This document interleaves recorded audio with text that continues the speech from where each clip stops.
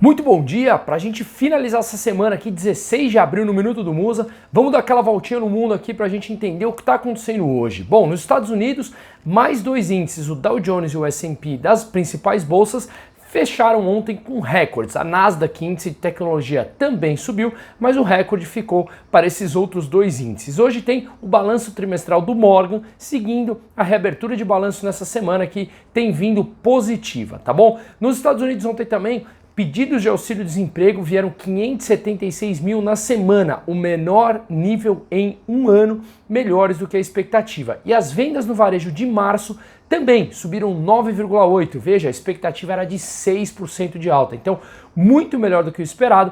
Com isso, os juros de 10 anos que a gente vem falando aqui recorrentemente, caiu para 1,54 ano. Lembra que a gente falou que tinha estourado 1,70? Basicamente, o mercado entendeu aqui que o Federal Reserve, o Banco Central, realmente pode não subir os juros por um bom tempo. E mais, ontem o Japão comprou muito título da dívida externa americana. Quando você tem uma compra muito grande por alguém, a gente naturalmente vê a valorização do título, muita gente comprando valoriza, e os juros que ele remunera cai. Então, o que o mercado basicamente entendeu foram esses dois recados, mas claro, isso é um número bastante volátil e a gente deve ver ainda altos e baixos desse índice, tá? Na Europa saiu o CPI, a inflação por lá, uma alta de 1,3 no ano e 0,9 no mês, tudo dentro da expectativa. Na China, seguindo aqui, os dados realmente vieram fortes, ainda abaixo do esperado, mas vamos lá, o PIB trimestral do Japão, ele teve um crescimento anual de 18,3, anualizado, mas a expectativa era mais de 19.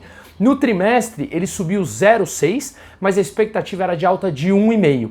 A produção industrial subiu 14,14, perdão, sobre o mês de março, mas a expectativa era mais de 16. Então, realmente, o PIB veio maior do que o esperado, a produção industrial maior do que o esperado, mas ainda menor do que a expectativa pelo mercado. Mas as vendas no varejo subiram 34,2% em março e a expectativa era de 28%. Então, só as vendas no varejo vieram melhor do que o esperado. A China vem falando que pode ter que tirar o pé do acelerador na sua política fiscal e monetária, e com isso, os dados devem dar uma descida, até eles estão com medo de uma alta muito forte da economia, isso trazer inflação e todos os outros problemas que eles estão com receio pelas injeções trilionárias na economia. E na Turquia, eles mantiveram os juros em 19% ao ano, lembrando que foi a primeira reunião de decisão de juros depois da intervenção do Erdogan, o presidente turco, que trocou o presidente do Banco Central porque vinha fazendo uma trajetória de alta nos juros, o país turco que enfrenta um problema inflacionário muito grande, igual a Argentina, que divulgou ontem anual uma inflação de 42%. Aqui no Brasil, ontem a gente teve dados de serviço, no mês e no ano vieram muito melhores do que o esperado, tá? Ambos, no mês ele cresceu 4,7% e no ano caiu 2%, mas a expectativa de queda no ano era de 3,5%, então veio muito melhor do que o esperado. E lembrando que até semana que vem, no dia 22, a gente tem para resolver, para sancionar ou vetar o orçamento, o Bolsonaro, e até agora nada desse orçamento, e ontem era o prazo final para divulgar a LDO de 2022, a Lei de Diretrizes Orçamentárias de 2022, então foi divulgada a de 2022 sem ter divulgada a de 2021, mas claro que a 2022 é uma peça fictícia, onde não foi incluída ainda os gastos que pode ter que jogar para frente da pandemia.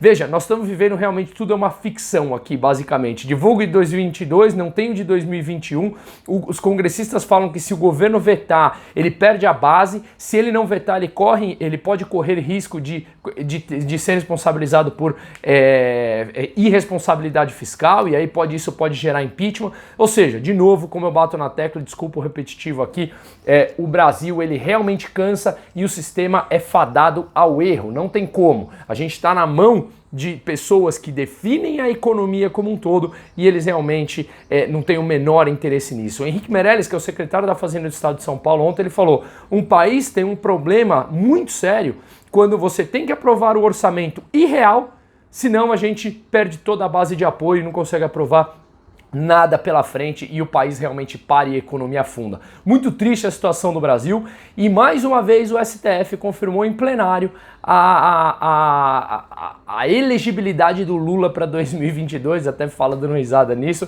é triste demais, é o que aconteceu de vai e volta, insegurança jurídica muito grande, independente da ala ideológica aqui de qualquer um, mas é muito triste, isso traz uma insegurança jurídica muito grande e afasta investimentos do Brasil como um todo.